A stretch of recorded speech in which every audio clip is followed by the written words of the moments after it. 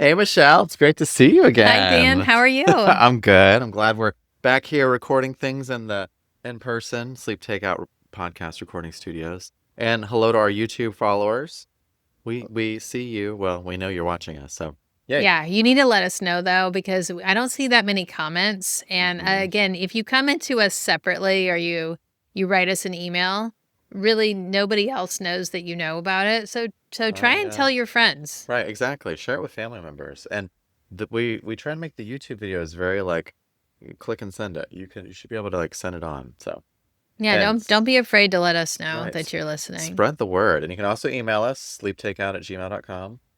And you can also message us on the Buzzsprout website. That's for the audio version of the podcast. So, but for those of you listening in, thank you. We know our listeners, they're driving and listening to us, but our YouTube watchers, I read this thing recently that most people consume YouTube now, like on their television. It's like YouTube is bigger than Netflix. I think that, when people started replacing their television sets with the smarter TVs, hmm it just almost makes it easier to watch on a television set, especially if you're watching a streaming show or you're watching a trailers to things. It's not Oh yeah. pleasant to watch on your phone unless you're not at home. Right, exactly. It's like your phone is your portable one. I've also discovered, I mean, we should totally like do a rabbit hole like discussion about what do you watch on YouTube?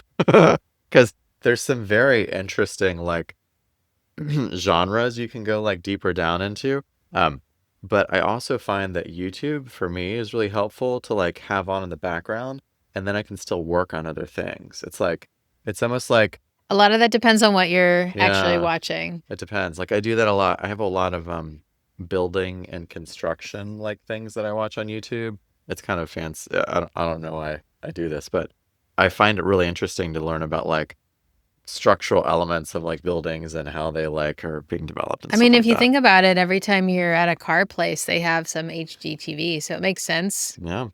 absolutely. And we found out today in the podcast recording studios, for those of you that visit Michelle's office in person, we're now going to have the podcast looping In the in the lobby. lobby. What? Yeah. Oh my gosh! Like it's like we're broadcasting TV to the world. I mean, I think that people that come and sit, whether it's your staff or reps, maybe they're going to get some better input.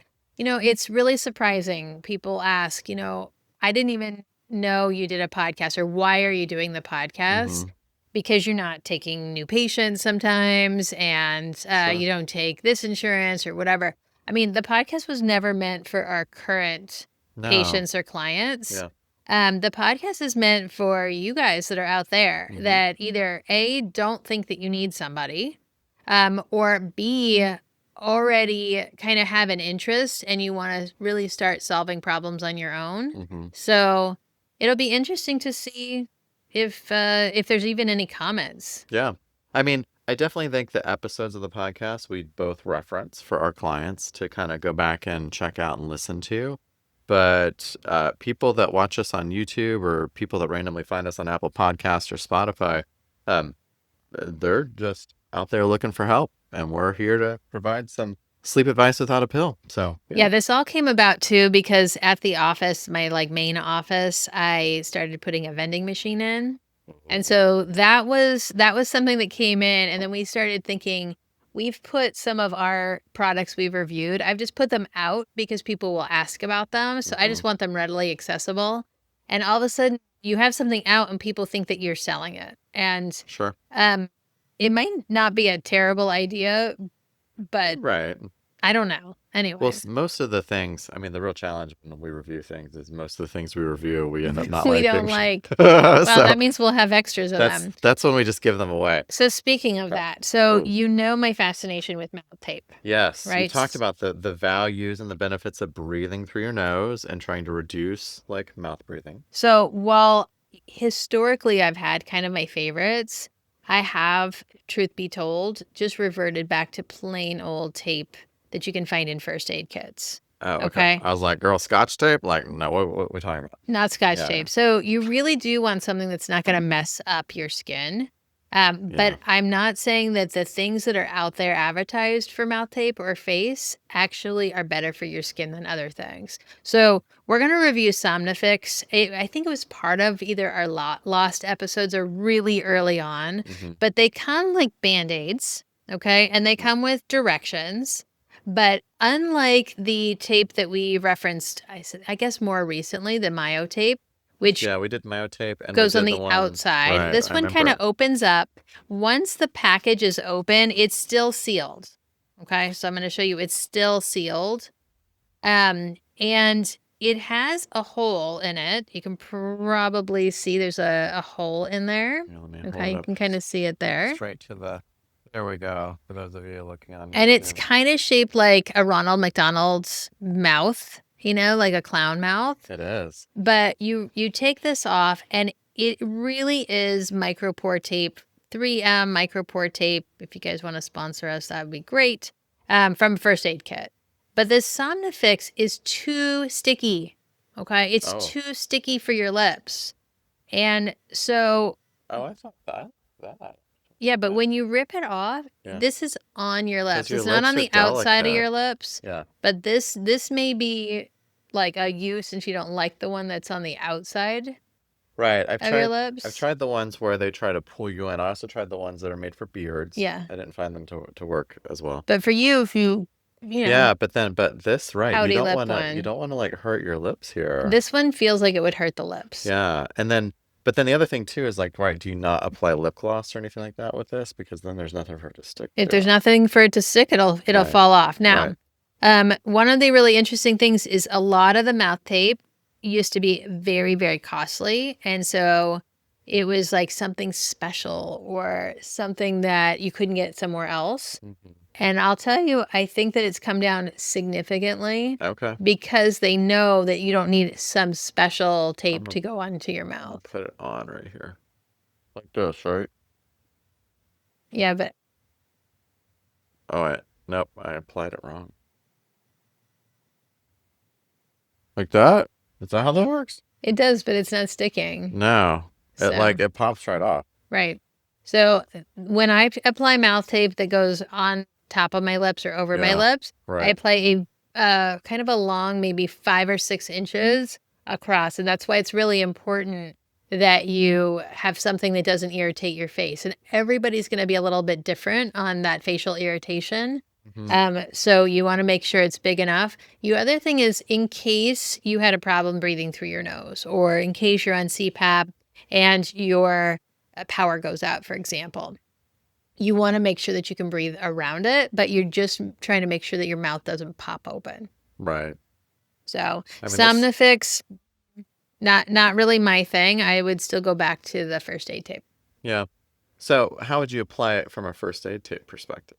Again, long piece of tape. Yeah. Okay. I would put a little chapstick on the lips, especially if it was a stickier tape, Yeah. and just make sure that you're getting to the point where it's not ripping off, and that if I plugged up my nose, I would still be able to breathe around it without opening my mouth. Yeah.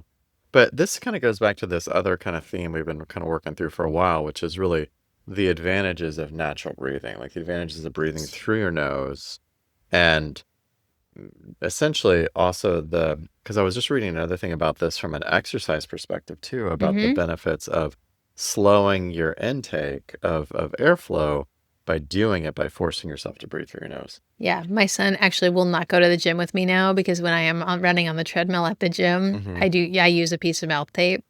Oh, And- girl, that's gotta be interesting. People do look at me. So, I've become a lot less self-conscious as I've gotten older. And I get the that. gym that I go to, people just look away. So they just think you're I crazy. mean, who cares if they look, no matter what? No, it's fine. You're there to live your best life and you're exercising. Right. Yeah. So, no, there's a significant advantage by nasal breathing. Mhm. And if you can naturally remind yourself, I tend to be in my own world. And when I want to breathe through my mouth, the tape is just that good enough reminder that it's not the right thing to do. Okay. All right. So speaking of that, okay, when I've been exercising again late at night, I'm having a really hard time kind of winding down because I've heated my body up too much at night.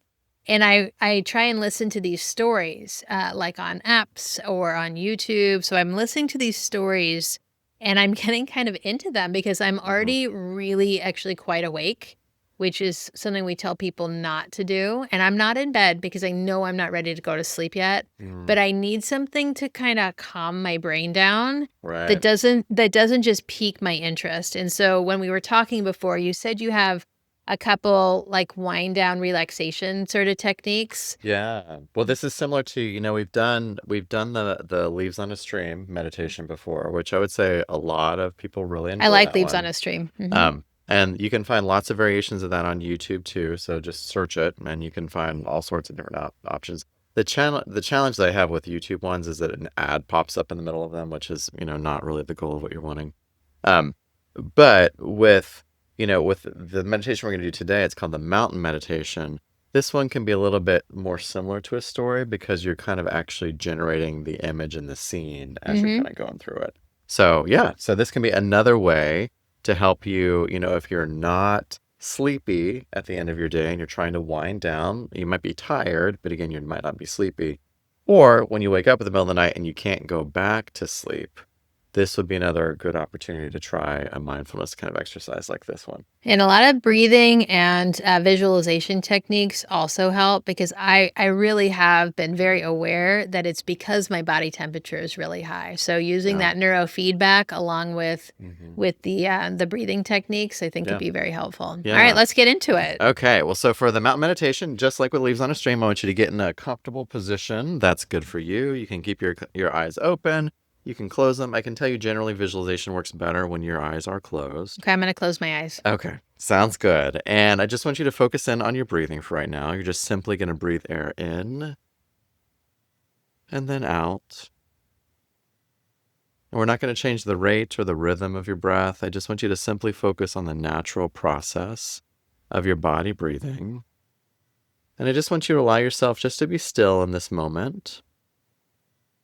Maybe kind of noticing that sense of dignity or resolve as you're just kind of settling into the chair or wherever you're positioned right now. And as you're sitting here, I just want you to picture in your mind's eye, as best that you can, the most beautiful mountain that you know of, or maybe that you've seen before, or that you can imagine. And I just want you to hold this image in your mind's eye for right now and hold the feeling of this mountain in your mind's eye. Just kind of letting it gradually come into greater focus. And I just want you to observe this overall shape of your mountain. Maybe notice the lofty peak that might be high in the sky, or maybe there's multiple peaks. Also notice the large base of this mountain that's rooted in the Earth's crust. And also notice if it's gently sloping on the sides of your mountain or if it's steep. But I want you to notice how massive your mountain is, how solid, how unmoving, how beautiful, both from afar and from up close. And I also want you to notice that maybe perhaps there's some snow on the top of your mountain and maybe some trees on the lower slopes. Again, perhaps it just has one prominent peak, or maybe it's a series of peaks, or it could even be a high plateau. And whatever the shape or the appearance of the mountain, I want you just to sit here and breathe with the image of this mountain. Just observing it, just noticing it, noticing the qualities of this mountain. And when you feel ready, I want you to see if you can bring this mountain into your own body so that your body sitting here and the mountain that's in your mind's eye, that they kind of become one. So that as you sit here and you share in the massiveness and the stillness and the majesty of your mountain, that you and the mountain are the same thing. Maybe your head becomes kind of the lofty peak of that mountain, supported by the rest of your body there.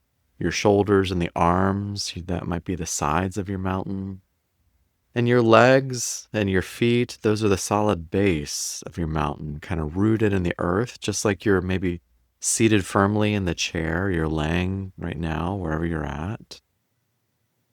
And you're also experiencing within your body this sense of uplift deep from within the mountain, that's deep from within the core of your body. And that with each breath, as you kind of continue to sit here, that you're becoming a little bit more like this mountain. You're unwavering in your stillness. You're completely what you are. You're beyond words, beyond thought. Yet you are a centered and rooted and unmoving presence. And now, as you sit here becoming aware of the fact that just like the mountain, the sun kind of travels across the sky. Maybe you notice the sun when it rises, in the east, and as that light and those shadows kind of travel across the surface of your mountain, that virtually moment by moment, the light is changing on your mountain. That night can follow day, and day can follow night. And there can be a canopy of stars and the moon and the sun. And that through it all, the mountain, it just sits. It experiences change in every moment. In fact, it's constantly experiencing change, yet the mountain is always being itself.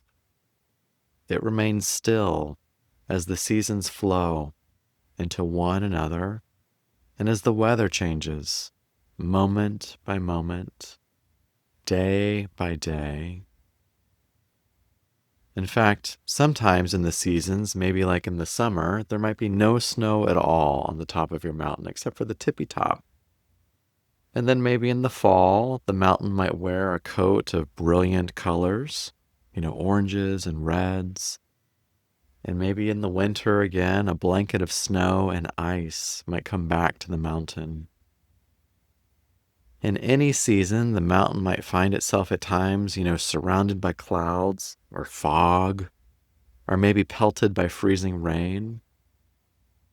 And people might even come and see the mountain. And they might even comment on, gosh, the mountain is beautiful today. Oh my gosh, it's so amazing. Or other times, the mountain might be like, ooh, it's too cold or it's rainy. Today is not a good day to visit the mountain. But none of this matters because the mountain remains the same at all times. Clouds might come and they might go, but the mountain's magnificence or beauty, it's not changed one bit by the weather or even by the people that come and see the mountain. In fact, at times there might be storms that come up around the mountain and surround you. And the wind and the rain, all these things can feel really uncomfortable, but through it all, the mountain continues to sit unmoved by the weather, unmoved by what happens on the surface, unmoved by the changing world that's surrounding it. And in this same way, we can learn to be like the mountain. We can embody that unwavering stillness and rootedness in the face of constant change in our own lives that might happen over seconds or minutes or hours or years. As we constantly experiencing change that surrounds us, just like the mountain does, we might even have our own periods of light and dark, or our own moments of color or drab. In fact, we might even certainly experience our own storms, sometimes really intense and violent storms. And other times it just might be a sunshine or rain shower that comes in the afternoon. We might even endure periods of darkness or pain, as well as moments of joy, and that even our appearance changes constantly, that we kind of experience a weathering of our own. But by becoming the mountain in our own meditation practice, you can link up with the strength and the stability of that mountain, and you can adopt it for yourself, regardless of what the world around you is doing or regardless of even what our sleep and our minds are doing, that we can use the energy of this mountain to support and to encourage us to recognize that our thoughts, our feelings, our preoccupations, our emotional storms, our crises, even the things that happen to us, they're very much like the weather on the mountain. We tend to take in these things as very personal experiences, and yet the weather can come and go. The weather of our own lives is never to be ignored or to denied, but it can be encountered, it can be felt, it can be known for what it is, and it can be held in that awareness.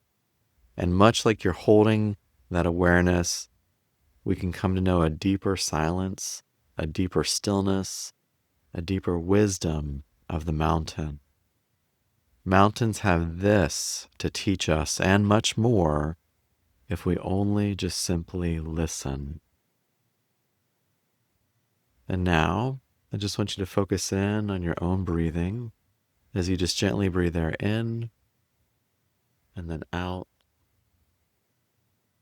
And then join me back here. What was that experience like for you, Michelle? So, Ooh, honest feedback on the mountain. I love it.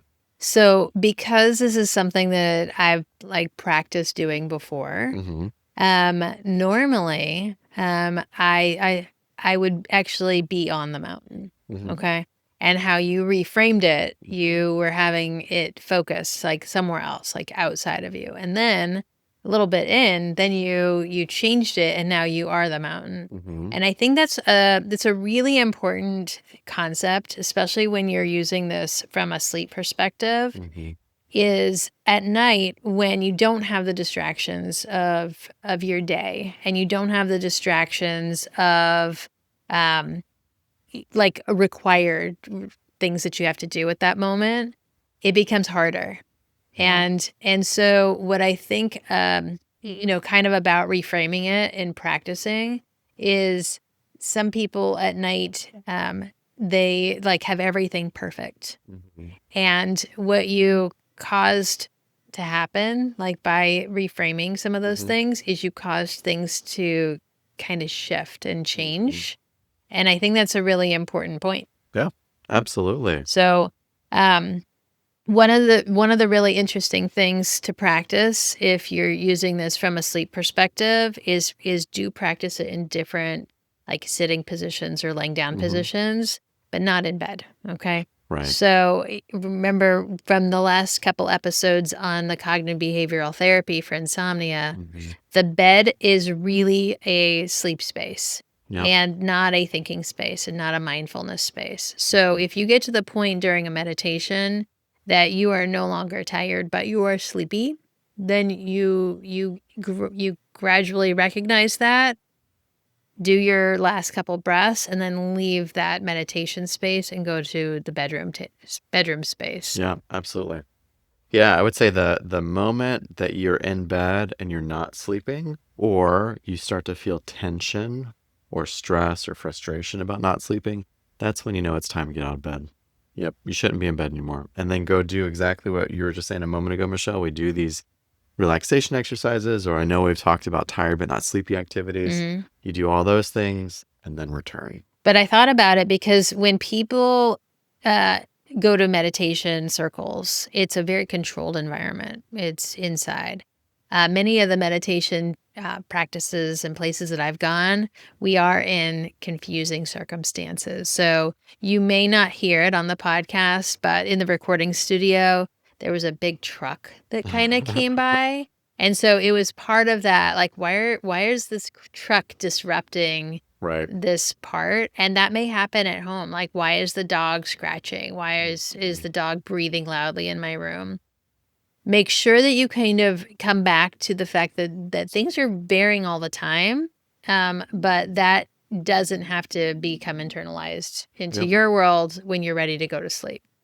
Exactly. Like you can experience that weather, that shifting experience, and yet still be firmly rooted. And Yeah, reframe. yep, you got it. Absolutely. And this is a key part. We're going to talk about this more with the next session, CBTI session number 4. about reinforcing more of these kind of key parts, and also thinking about what do we do with that nervous energy that shows up in our mind so often. Mhm. So, We all got it. yep. All right. Well, until next time, Sleep Nation, it's great seeing you. All All right. right. Take care. Bye.